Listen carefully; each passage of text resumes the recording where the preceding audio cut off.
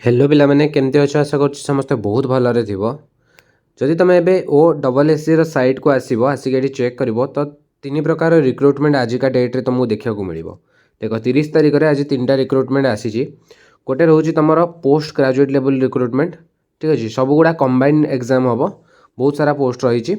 तुम आसिक website check कर direct combine post graduate level exam हम कंबाइन हायर सेकेंडरी जोटा कि आम CHSL कहते CHSL वैकेंसी अच्छी एटा CPGL वैकेंसी अच्छी आउे अच्छी CGL वैकेंसी माने तीनटार एकाथरके आमर नोटिफिकेशन आसी तुम या आसिक व्यू PDF रे क्लिक करी तुम डाउनलोड करके देखिपर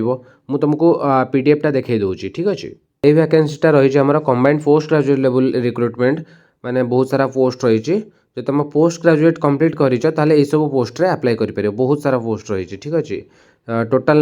102टा पोस्ट रही ठीक है। आउ आरटा एटा जदि देखिबो तमे एथिरे रही कौन कंबाइन ग्रेजुएट लेवल माने CGL रही एटा CGL रो वैकेंसी CGL रे बहुत सारा पोस्ट रही देखो एथिरे 1684 1 2 ये भी पाखापाखि 100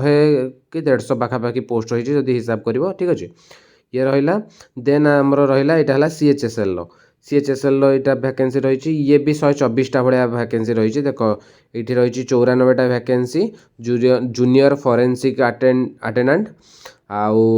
एटा आमर रही 15टा ये 15टा टोटाल ये भी देखिए 124टा वैकेंसी रही माने टोटाल पाखापाखि तुम 300 पाखापाखि पोस्ट एक्सपेक्ट कर रही आमर टोटाल तो मुझे कैलकुलेट करनी तुम कैलकुलेट करनब ए 102 से सेमती 150 पाखापाखि रही आरटार भी 100 300 प्लस रही वैकेंसी ठीक अच्छे। 300 प्लस वैकेंसी तुमको देखा मिलूँ माने 400 पाखापाखि तुमको वैकेंसी टोटाल उपर देखा मिल ठीक अच्छे। देन जल्दी जल्दी जाइए देख अप्लाई कर गोटे वीडियो कहीदेली अलग अलग वीडियो कर बेकार टाइम वेस्ट कौन करवा CHSL गोटे CGL गोटे CPGL गोटे कौन सब नाटक पाला केवल व्यू ना कौन तो मुझे कहली ना गोटे वीडियो करदे समस्ते कहीदेवा कि OSSC साइड तुम निजे जा चेक कर डिटेल्स पूरा से PDF रे सब अच्छी पर डिस्कसन केतरा करनबा तो यहाँ जा तुम ए चेक कर जहाँ जहाँ अच्छी निजे भी पढ़ी तुम बुझीपर कारण तुम एग्जाम दौच तुम निजे भी जान कौन कौन सब रिक्रुटमेंट कौन कौन इलिजिबिलिटी क्राइटेरिया सब रही बेकार तुम टाइम वेस्ट करें रोचे पे पुणी देखा नुआ वीडियो सहित जय जगन्नाथ।